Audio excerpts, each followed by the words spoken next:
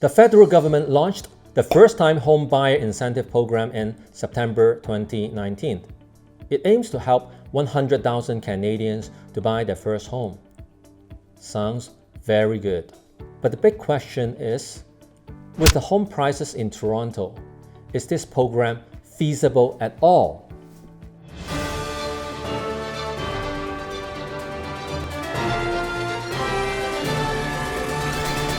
Let me share with you 3 most important things that you need to know about this program.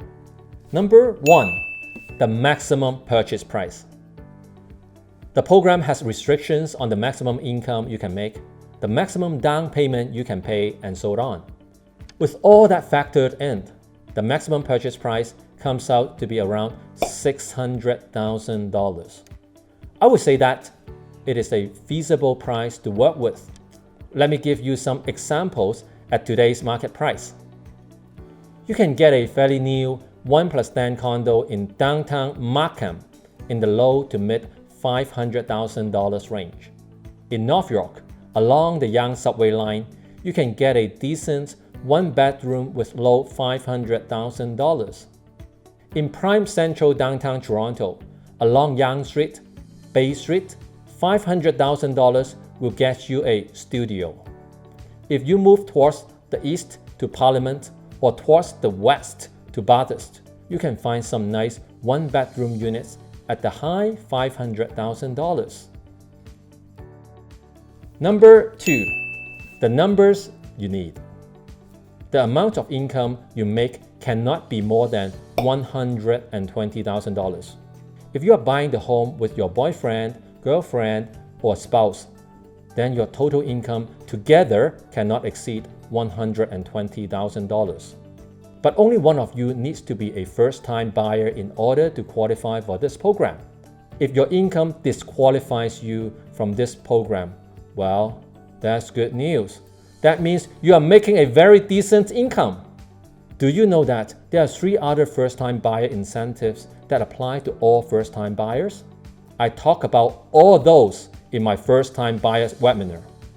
You can click the link below or at the corner to watch it.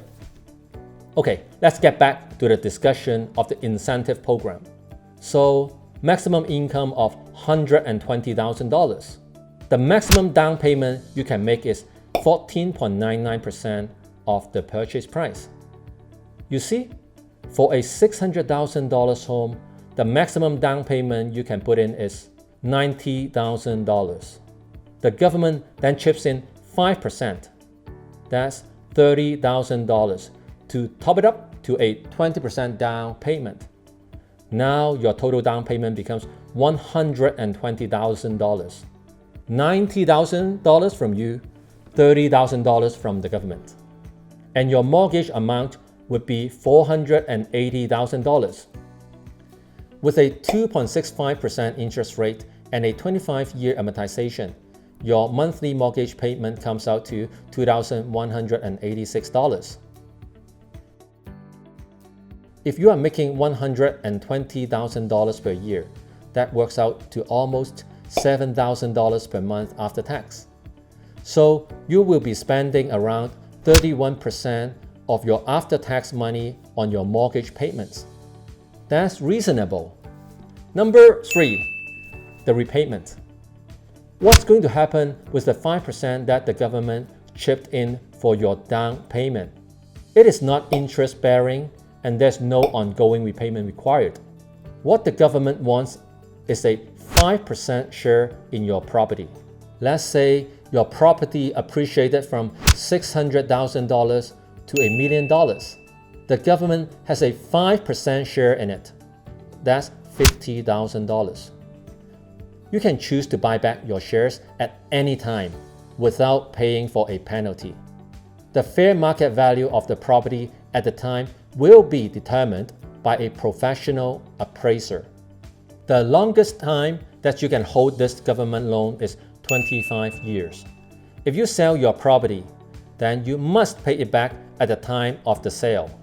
Of course, this is just an overview so you can understand the key ideas in the program.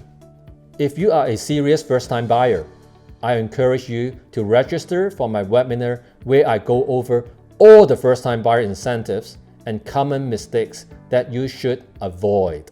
I will also keep you posted on occasional builder promotions with only 5% or 10% down payment. So go ahead and click the link below and register for the webinar.